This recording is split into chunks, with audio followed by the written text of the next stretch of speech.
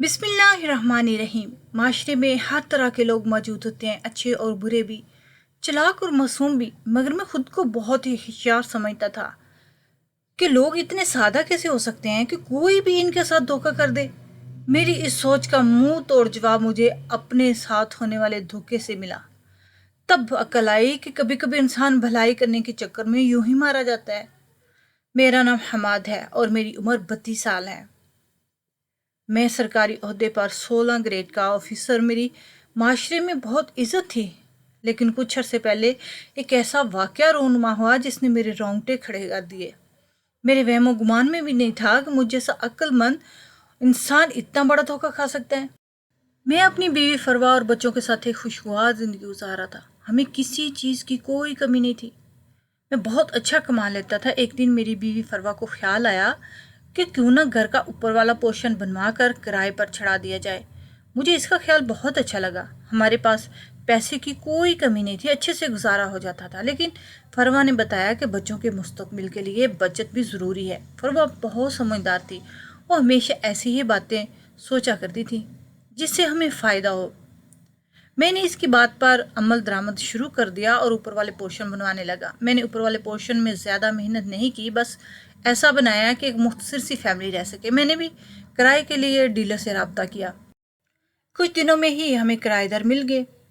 एक खातून थी रजिया बीवी और उसके साथ उनकी 17 साल बेटी समन थी। वो दोनों माँ बेटी ऊपर वाले पोर्शन में रहने के लिए आ गए। मेरी बीवी फरवा रजिया बीबी से मिलने चली गई।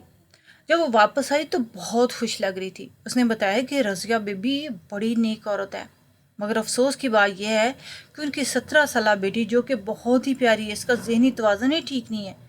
ये सुनकर मुझे भी बहुत अफसोस हुआ। वक्त गुजरता गया और हमारे मरासम इनसे मजबूत होते चले गए। रजिया बीबी अक्सर हमारे घर आ जाया करती, बस सीढ़ियों से एक दरवाजे का फासला था। समन तो अब रोज़ाना आने लगी थी, मेरे बच्चों के साथ खेलने लगी थी और इसके हाथ में हमेशा से एक छोटा सा भालू होता। इसकी 2 पोनियां बंधी होती, वो बच्चों जैसी लगती थी। इसे हर जगह अपने साथ ले जाती क्योंकि वो जहनी मरीज थी। तो इसकी अम्मा ने कहा कि इलाज बहुत ज़्यादा महंगा और इसके पास इतनी रकम नहीं थी। मैंने कहा आप इलाज करवाएं, मैं थोड़ी बहुत आपकी मदद कर दूंगा। मेरी बीवी फरवा ने भी यही ऑफ़र की क्योंकि मेरी बीवी भी बहुत नरम दिल की मालिक थी। पिछले 9 सालों से फरवा ने मेरी ज़िंदगी को जन्नत बना के रखा था। सच कहते हैं कि एक समझदार बीवी भी खुदा की रहमत होती है।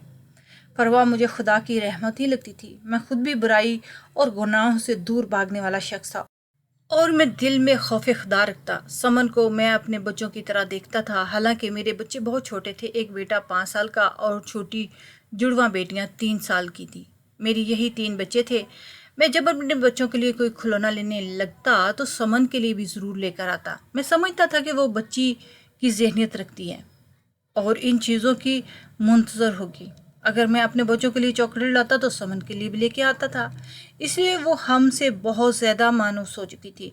वो मुझे अंकल कह के बुलाती थी और मुझे अच्छा लगता था, जबकि उम्र में इससे ज़्यादा बड़ा नहीं था। मैं इससे सिर्फ 13 साल ही बड़ा था। वो 5-6 साल की बच्ची की जहनीत में रह रही थी, इसलिए वो मुझे अंकल कहती थी। मगर मुझे बुरा नहीं लगता था। मेरी बीवी रज़िया बीबी से मानूस हो गई थी। अब जब भी घर आता वो दोनों माँ बेटी लॉन्च में बैठी होती और समन मेरे बच्चों के साथ खेल रही होती। ये मंजर देखकर मैं भी खामोश रहता कि फरवा को अच्छा लगता है तो ठीक है, घर में रौनक हो जाती है। एक दिन बच्चों को पार्क लेकर जाने लगा तो समन मेरे पास आई कहने लगी, मुझे भी झूला झूलना है। समन की फरमाइश पे मैं हैरान हो गया। मतलब कि वो मुझे अपने बाप की जगह समझ रही थी। उसके जहन में ये बात थी कि मैं इसे लेकर जाऊंगा। जो भी था वो 17 साल की बच्ची की तरह ही थी। मैं अपने बच्चों के साथ समन को भी पार्क लेकर चला गया। मेरे बच्चे भी पार्क में खेलते रहे, समन झूला झूलती रही, मैं एक तरफ बैठा रहा और सब देखने लगा। मैंने समन को देखा, वो बहुत ही प्यारी और मासूम सी थी। अगर उसका जहनी तवाज़ुन ठीक होता तो वो यकीनन इस वक्त कॉलेज में पढ़ी होती और शायद इस तरह पार्कों में घूम ना रही होती। मैं लाशौरी तौर पर इसे देख रहा था और इसके बारे में सोच रहा था। मैंने एकदम से अस्तगफुरुल्लाह पढ़ा और वहां से उठ खड़ा हुआ और बच्चों से कहा कि चलो बेटा घर चले, देर हो रही है। मगर समन कहने लगी, अंकल मुझे मज़ा आ रहा है, थोड़ी देर और रुक जाए। اس نے کہا تو مجھے اس کی معصومیت میں پیار آ گیا۔ مجھے گھر تو جانا تھا، دیر ہو رہی تھی۔ سمن کی فرمائش نے میرے پاؤں جگڑ لیے تھے۔ تھوڑی دیر اور کھیل لوں، میں نے پیار سے کہا اور پھر بینچ کی طرف جانے لگا۔ آپ بھی آئے میرے ساتھ جھولا جھولے، اس نے اپنے ساتھ والے جھولے کی طرف اشارہ کرتے ہوئے کہا۔ اس کی معصومیت سی ادا مجھے بہت بھائی۔ میں مسکراتا ہوا وہیں پاس ہی کھڑا ہو گیا۔ وہ مجھے دیکھ کر بہت خوش ہوئی کہ میں اس کی بات مان رہا ہوں۔ میرے دونوں بچے کھیل رہے تھے۔ مجھے آپ بہت اچھے لگتے ہیں، سمن میری طرف عجیب نظروں سے دیکھتے ہوئے کہا۔ ایک پل کو تو مجھے کچھ انہونی کا احساس ہوا۔ اس کی آنکھوں میں نہ جانے کیا تھا، میں اسے ایسے سمجھ نہیں پا رہا تھا۔ تھوڑی دیر وہاں رہنے کے بعد ہم سب گھر واپس آ گئے۔ میں نے دیکھا کہ رضیہ بی بی فروا کے ساتھ بیٹھی ہوئی تھی۔ رضیہ بی بی کے ہاتھ میں ہر وقت تسبیح ہوتی۔ میں اکثر انہیں جائے نماز پر بھی بیٹھا پایا۔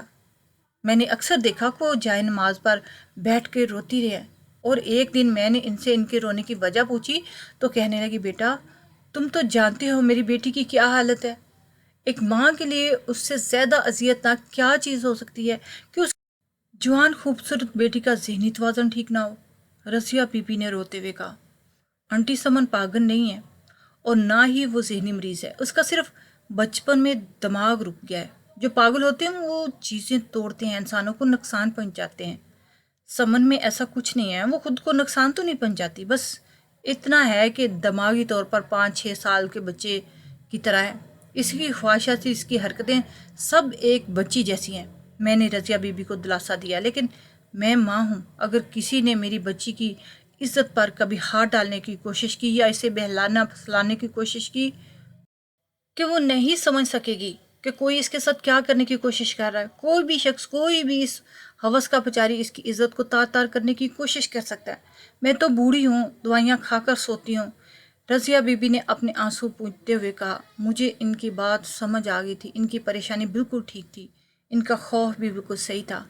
ان کی بات سن کر میں بھی پریشان ہو گیا، لیکن کیا کریں کہ ان کی پوزیشن ایسی نہیں تھی۔ سمن کی شادی کر سکتے۔ وہ مزید بولی کہ بس بیٹا، میری زندگی کا کوئی بھروسہ نہیں اور ہمارا اس دنیا میں کوئی نہیں، میرے بعد سمن کہاں جائے گی، یہی سوچ سوچ کر پریشان رہتی ہوں۔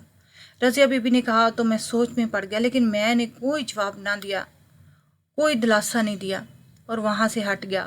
میں نے دوست کو قرض کے طور پر جو رقم دی تھی وہ مجھے لوٹا دی گئی۔ 15 لاکھ روپے کی رقم تھی۔ جب مجھے ملے تو میں پیسے لے کر آیا۔ فروا حال میں ہی بیٹھی تھی اور سمن میرے بچوں کے ساتھ کھیل رہی تھی۔ میں نے وہ پیسے فروا کو دیا اور انہیں سنبھال کر رکھنے میں کہا۔ میں نے یہ پیسے اس کی طرف بڑھاتے ہوئے کہا، میں نے محسوس کیا کہ 15 لاکھ کا سمن سن کر چونک کر ہماری طرف دیکھا۔ ہمارا وہم تھا یا کچھ اور، میں سمجھ نہیں پایا تھا۔ پھر اچانک سمن وہاں سے اٹھ کر چلی گئی۔ مجھے اس کی حرکت کچھ عجیب سی لگی۔ ایک تو وہ پیسوں کا سن کر چونکی، حالانکہ مجھے لگ رہا تھا کہ وہ کھیلنے میں اس قدر مصروف ہے کہ اس کا دھیان ہماری طرف نہیں ہوگا۔ پھر یوں اچانک سے اس کا اٹھ کر چلے جانا مجھے کچھ عجیب لگ رہا تھا۔ خیر میں یہ بات بھول گیا۔ کچھ ہی وقت گزرا کہ اچانک فروا کے ماموں انتقال کر گئے۔ مجھے ان کے گھر چھوڑ کر آئے حماد فروا نے روتے ہوتے مجھ سے التجا کی۔ میں نے سویرے ہی اس کے ماموں قرض کو چھوڑ دیا۔ تھوڑی دیر رکنے کے بعد میں اسے کہا کہ میں گھر واپس جا رہا ہوں، تم جس وقت چاہو اپنے کسی کزن کے ساتھ واپس آ جانا۔ میں نے اپنی بیوی سے کہا تو اس نے اس بات میں سر ہلا دیا۔ میں وہاں سے چلا آیا۔ رات کے 10 بج رہے تھے، جبکہ تھکاوٹ کی وجہ سے مجھے نیند کا غلبہ طاری ہو گیا۔ میں سونے کی تیاری کرنے لگا۔ اوپر والے پورشن کا دروازہ میں نے غلطی سے بند نہیں کیا، کیونکہ یہ کام فروا کرتی تھی۔ اپنے کمرے میں گیا اور سونے کے لیے لیٹ گیا۔ تھوڑی دیر بعد مجھے کچھ آہٹ سنائی دی۔ میں دیکھا کہ سمن میرے کمرے میں داخل ہوئی ہے اور رات کے اس پہر میں اسے دیکھ کے حیران ہو گیا۔ سمن بیٹا خیر تو ہے؟ تم اس وقت کوئی کام ہے کیا؟ میں تھوڑا پریشان ہو گیا کہ کہیں رضیہ بی بی کی طبیعت تو خراب نہیں ہے جو اس وقت وہ یہاں آئی ہے، مگر مجھے کسی انہونی کا احساس ہوا۔ میں جو بیڈ پر لیٹا ہوا تھا اچانک کھڑا ہو گیا اور سوالیہ نظروں سے اس کی طرف دیکھنے لگا۔ اس سے پہلے کہ میں کچھ کہتا سمن اچانک میرے قریب آئی اور مجھ سے لپٹ گئی۔ میں تو حیران ہو گیا اور دیکھتا ہی رہ گیا یہ اچانک سمن کو کیا ہو گیا۔ مجھ سے کہنے لگی، حماد میں آپ کے عشق میں پاگل ہو گئی ہوں، آپ مجھ سے شادی کر لیں، مجھ سے ابھی اسی وقت نکاح کر لیں، میں آپ کے بغیر نہیں رہ سکتی۔ جب آپ کو پہلی بار دیکھا تو آپ کو دیکھ کر آپ پر فدا ہو گئی تھی، کیونکہ آپ اتنی شاندار شخصیت کے مالک ہیں۔ آہستہ آہستہ میں آپ کی محبت میں پاگل ہوتی چلی گئی۔ اب آپ مجھے اپنائیں ورنہ میں اپنی جان دے دوں گی، سمن مجھ سے لپٹ کر کہہ رہی تھی، اور میں حیران کھڑا تھا۔ میں خود سے اس کو الگ کرنا چاہ رہا تھا مگر وہ مجھ سے الگ ہونے کے لیے تیار نہیں تھی۔ میں پریشان ہو گیا کہ یہ سب کیا ہو رہا ہے، یہ تو ذہنی طور پہ بالکل صحیح ہے، کیا اس نے ہم سب کو دھوکہ دیا؟ 5-6 سال کی بچی کبھی ایسی بات سوچ بھی نہیں سکتی۔ آج وہ اپنی حرکتوں سے کہیں بھی چند سال کی نہیں لگ رہی تھی۔ وہ مجھ سے لپٹی ہوئی تھی۔ مجھے اس کے وجود سے گھن آنے لگی۔ میری جگہ کوئی اور ہوتا تو اتنی خوبصورت لڑکی کو خود سے لپٹا ہوا پا کر خوشی سے پاگل ہو جاتا، لیکن میں اپنے دل میں خدا کا خوف رکھتا، اور یہ خوف مجھے میرے والدین سے ملا تھا۔ انہوں نے میری بہت اچھی تربیت کی تھی۔ میں نے ایک جھٹکے سے اس کو خود سے دور کیا۔ کیا تم نے ہم سب کو دھوکے میں رکھا، اپنی ماں کو دھوکے میں رکھا؟ تمہارا ذہن 6-7 سال کی بچی والا نہیں، تم تو بالکل ایک جوان لڑکی کی طرح باتیں کر رہی ہو۔ کہاں سے سیکھا ہے تم نے یہ واہیات باتیں؟ میں اس پر اس غصے سے بولا۔ میرا غصہ عروج پر تھا۔ مجھے کچھ نہیں پتا، مجھ سے نکاح کر لو ورنہ میں خود کو جان سے مار دوں گی۔ سمن، تمہیں شرم آنی چاہیے ایسی باتیں کرتے ہوئے۔ میں حیران ہوں کہ تم اتنی بھی گر سکتی ہو۔ تمہاری ماں تمہارے لیے کتنی پریشان ہے۔ تم بالکل ٹھیک ٹھاک لڑکی ہو اور اپنی ماں کو دھوکہ دے رہی تھی۔ ہمیں تم بیوقوف بنا رہی ہو۔ میں غصے سے بولے جا رہا تھا۔ میں آخری بار آپ سے پوچھ رہی ہوں کہ کیا آپ مجھ سے نکاح کریں گی یا نہیں؟ سمن سکتی آنکھیں مجھ پر جمائے کھڑی تھی۔ میں لعنت بھیجتا ہوں تم پر اور تم جیسی لڑکیوں پر، میں نے بفر کر کہا۔ سوچ لیں، پھر آپ نتائج کے ذمہ دار خود ہوں گے۔ سمن، میں کہا تم مجھے دھمکی دے رہی ہو؟ میں نے پوچھا۔ یہی سمجھیں، وہ بولی۔ جاؤ میرے کمرے سے، میں نے غصے سے کہا۔ اچانک باہر سے گاڑی کی آواز آئی۔ میں سمجھ گیا کہ فروا واپس آ گئی ہوگی۔ گاڑی کی آواز سن کر سمن ایک دم سے آگے بڑھی اور اس نے کمرے کا دروازہ بند کر دیا۔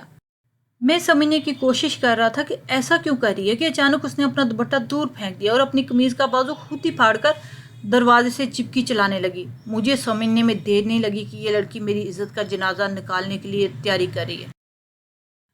میں اسے جان چھڑوانے اور کمرے سے باہر جانے کے لیے اس کو وہاں سے دھکیلنا چاہ رہا تھا مگر وہ تو الٹا میرے ہی گلے پڑ گئی۔ اس کی چیخ سن کر فروا اندر آئی، ساتھ میں رضیہ بی بی نہ جانے کہاں سے آ گئی۔ فروا کا کزن زہیب بھی ساتھ تھا۔ دروازہ کھلنے سے پہلے ہی سمن نے مجھے پکڑ کر میرا گریبان بھی پھاڑ دیا اور مجھے خود سے ہی چپکی رہی، اور پھر مجھے سنبھلنے کا موقع دیے بنا دھکیل دیا اور بازو لپٹ کر ایکٹنگ کرنے لگی۔ ان تمام صورتحال کو دیکھنے والوں نے غلط اندازے میں لیا۔ انہیں دیکھ کر سمجھ چلانے لگی۔ بچاؤ بچاؤ، انکل مجھ سے بدتمیزی کر رہے تھے، وہ روتے ہوئے کہہ رہی تھی۔ میں جھٹکے سے کھڑا ہوا۔ یہ جھوٹ بول رہی ہے، میں نے فروا اور رضیہ بی بی سے کہا، مگر میری بیوی شوق میں تھی۔ میں سوچ بھی نہیں سکتی تھی کہ آپ اتنا گر سکتے ہیں، فروا میری طرف حیرت سے دیکھتے ہوئے کہا، اور میں نے نفی میں سر ہلا دیا۔ اور فروا، میرا یقین کرو، یہ لڑکی دھوکے باز ہے، یہ ذہنی مریض نہیں ہے، یہ بالکل ٹھیک ہے، یہ جھوٹ بول رہی ہے، میں نے فروا سے کہا، مگر اس کی آنکھوں سے مجھے معلوم ہو رہا تھا کہ وہ میرا یقین بالکل بھی نہیں کر رہی۔ میری معصوم سی بچی پر اتنا گھٹیا الزام لگاتے ہوئے تمہیں شرم آنی چاہیے۔ میری معصوم سی بچی کی خوبصورتی دیکھ کر تمہاری نیت خراب ہوگی ہوگی۔ تم بہلا پھسلا کر آدھی رات کو اسے اپنے کمرے میں لے آئے جب میں سو رہی تھی۔ میں اچانک جاگی تو دیکھا سمن میرے پہلو میں نہیں۔ میں پریشان ہوئی کہ میری بچی کہاں گئی۔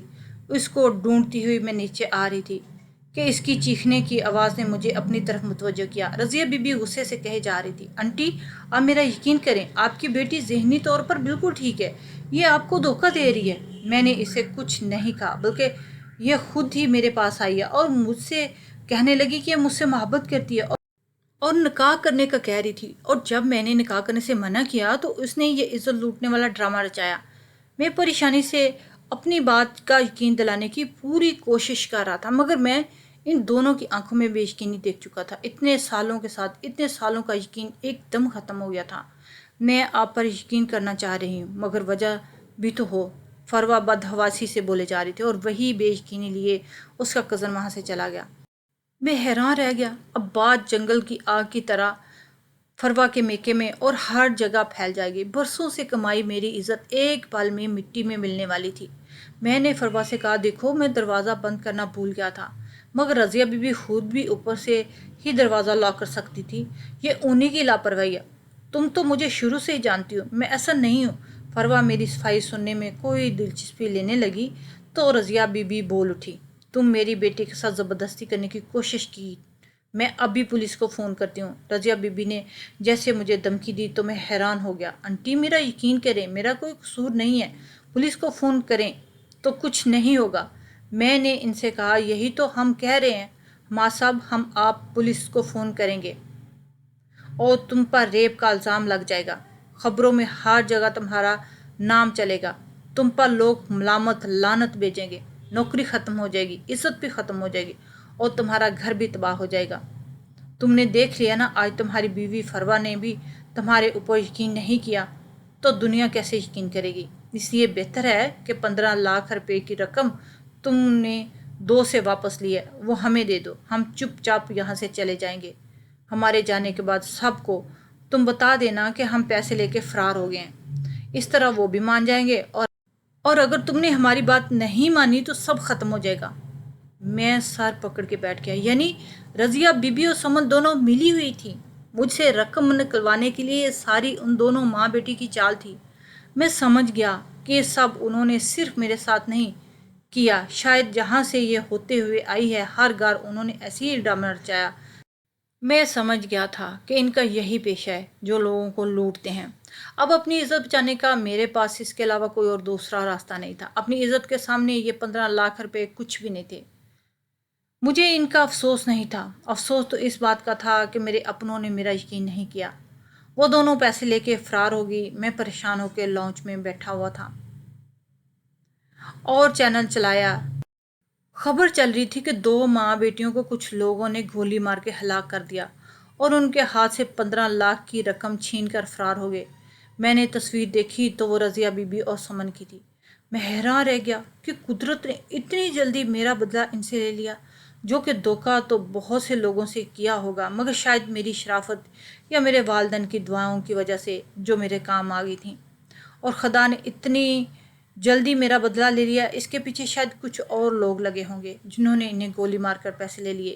یہ وہی لوگ تھے جن کے ساتھ فرار ہونے کا پلان ماں بیٹی نے بنایا تھا۔ خیر میں نے فروا کو حقیقت بتا دی اور وہ پہلے سے ہی شرمندہ ہو گئی تھی، مزید سر جھکا گئی۔ باقی سب کو یقین ہو گیا کہ وہ لوگ دھوکے باز تھے۔ اب کے بعد سب کچھ ٹھیک ہو چکا تھا، لیکن میں یہ سوچ رہا تھا کہ اب جب وہ دنیا میں نہیں رہے تو کیا میں ان دونوں کو معاف کر دوں، جبکہ میرا دل نہیں مان رہا۔ اور آخر میں ہم یہ دعا کرتے ہیں کہ اللہ تعالیٰ ہمارا خاتمہ ایمان سے فرمائے۔